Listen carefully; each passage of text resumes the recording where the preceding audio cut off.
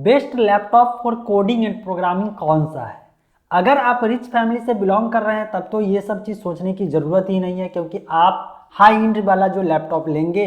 लेकिन अगर middle class family से बिलोंग कर रहे हैं तो ऐसे में जब भी लैपटॉप या मोबाइल लेने हम लोग चलते हैं तो सोचते हैं बजट में सबसे बढ़िया परफॉर्मेंस देने वाला और जो स्पेसिफिक पर्पस होता है उस पर्पस को जो है फुलफिल करने वाला जो सामान है वो कैसे लिया जा सकता है। ऐसे में अगर आप न्यू स्टूडेंट हैं, आप कोडिंग के दुनिया में हैं और चूंकि कोडिंग का क्रेज चल रहा है, प्रोग्रामिंग का क्रेज चल रहा है, लोगों को सीखना भी चाहिए। ऐसे में अगर आप ये सोच रहे हैं कि कोडिंग और प्रोग्रामिंग करने के लिए सबसे बढ़िया लैपटॉप कौन सा होगा, तो शायद ये वीडियो आपको इसमें हेल्प जरूर करेगी।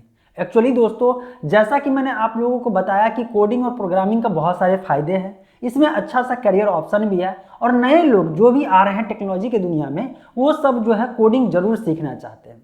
इससे पहले वाले एक वीडियो मैंने बताया था जिसमें यह बताया था कि अगर आप कोडिंग करना चाहते हैं सिर्फ मोबाइल फ़ोन से तो आप कैसे कर सकते हैं। लेकिन मैंने ये भी बताया था कि अगर आप रियल लाइफ प्रोजेक्ट बनाना चाहते हैं, आप कोडिंग की दुनिया में एक अच्छा करियर बनाना चाहते हैं, तो आपको हर हाल में लास्ट में लैपटॉप की ज़रूरत पड़ेगी। आप ये सवाल जरूर कर सकते हैं कि आखिर लैपटॉप की ज़रूरत कहाँ पे पड़ती है।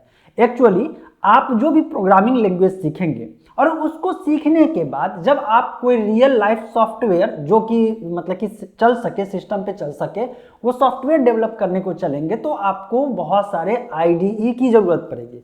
सपोज कि आपने प्रोग्रामिंग तो सीख लिया है, अब उसको जब प्रैक्टिस करेंगे तो जिस सॉफ्टवेयर के हेल्प से एक अलग सॉफ्टवेयर बनाएंगे तो वो सब आईडीई की ज़रूरत पड़ेगी। तो आईडीई जो होगा, जो बढ़िया बढ़िया आईडीई मिलेगा, वो सब या तो विंडोज़ के लिए मिलेगा या तो मैक के लिए मिलेगा या लिनक्स के लिए मिलेगा। और ये सब जब मान लीजिए कि आपको ज़रूरत है तो ऐसे में लैपटॉप, कंप्यूटर, पीसी ये सब की ज़रूरत तो पड़ेगी। ये डाउट क्लियर हो गया। अब सवाल ये है कि जब मन बना ही लिए हैं कि लैपटॉप लेना है और बजट में लेना है तो फिर कौन सा लैपटॉप चुनें। देखिए, अभी रिसेंटली अगर आप लैपटॉप लेने दुकान में जाएंगे या ऑनलाइन चेक करेंगे तो लगभग सभी लैपटॉप का प्राइस बढ़ चुका है और बहुत ज़्यादा बढ़ चुका है। ऐसे में लोगों को बहुत ज़्यादा दिक्कतें ये होती है कि स्टूडेंट लाइफ में जो लोग होते हैं तो वो डिपेंड होते हैं पेरेंट पे। जब पेरेंट्स पे डिपेंड होते हैं तो ऐसे में पैसे कैसे निकलता है, पेरेंट्स के हाथ से आपके पास कैसे आता है, ये तो आपको पता ही है। बहुत सारे लकी लोग होते हैं जो एक बार डिमांड करते हैं, उनको जो है उतने पैसे का सामान मिल जाता है। लेकिन मेजॉरिटी ऑफ पर्सन जो है, जो नए स्टूडेंट है, उनको ऐसा नहीं मिलता है। चलिए, मैं अपना जो है ओपिनियन में बताने की कोशिश कर रहा हूँ, आखिर कम से कम पैसे में आपके काम का लैपटॉप कैसे मिलेगा। जनरली आप जब लैपटॉप चुनने चलते हैं तो पर्पस पहले जान लीजिए क्या है।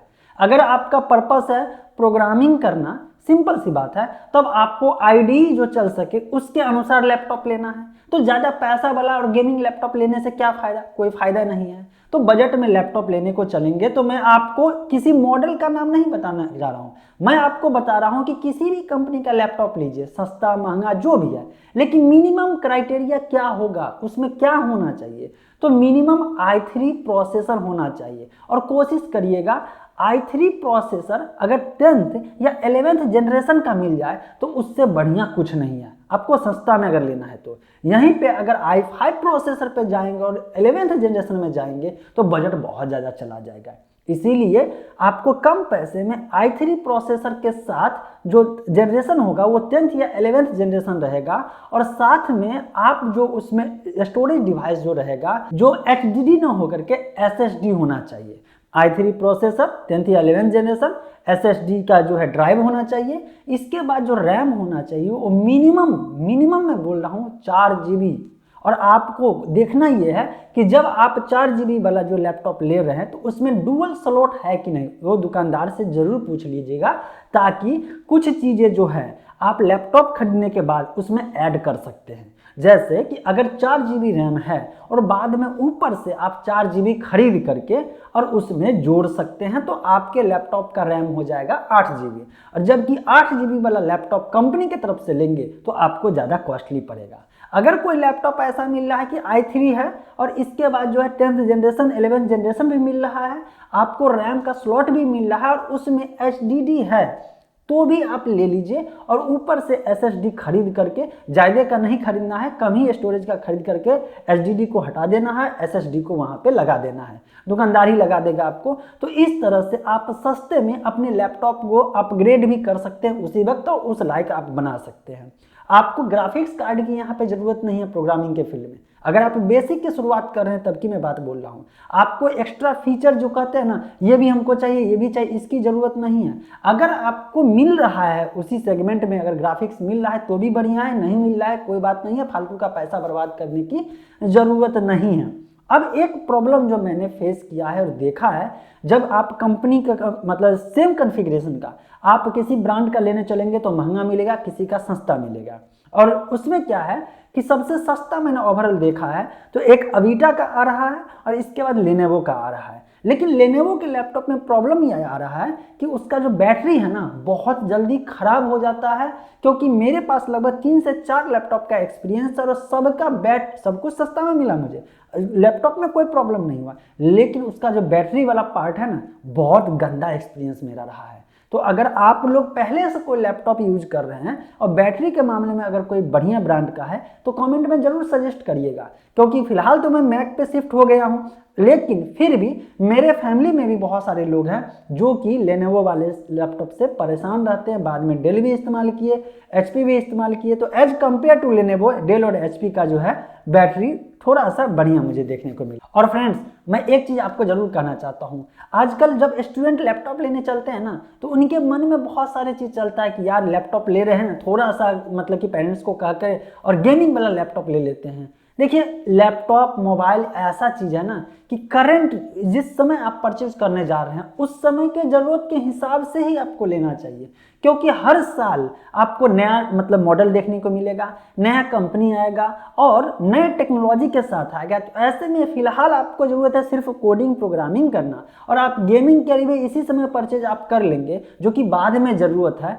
तो फिर बाद में पछताएंगे। आप सोचेंगे यार जब मुझे गेम खेलने का गेमिंग का समय है उस समय तक तो आपका जो सिस्टम है, जो आपका लैपटॉप है वो ओल्ड मॉडल हो गया है और न्यू मॉडल में आ चुका है। तो एक काम के लिए ही आप ले, और बाकी अगर आपके पास एक्स्ट्रा पैसा है, रियली आपके पास ये मैटर नहीं करता है कि कितना भी महंगा ले सकते हैं, तो मैं आपको i3 सजेस्ट तब नहीं करूंगा, तब मैं कहूंगा कि मिनिमम आप i5 प्रोसेसर और हो सके तो 10th या 11th जनरेशन वाला ही लीजिएगा। लेकिन जो लोग मिडिल फैमिली से बिलोंग करते हैं उनको लगता है कि हमारे जो मतलब पेरेंट्स हैं, फैमिली मेम्बर हैं, वो बहुत मेहनत से कमा रहे हैं, पैसे को बहुत मुश्किल से जुटा रहे हैं, तब मैं ये भी नहीं कहूँगा कि आपको हाई एंड का या हाई एंड का जो है लैपटॉप लेना चाहिए। आप जो है सिंपली i3 वाला ले लीजिए, सीखिए, काम करिए।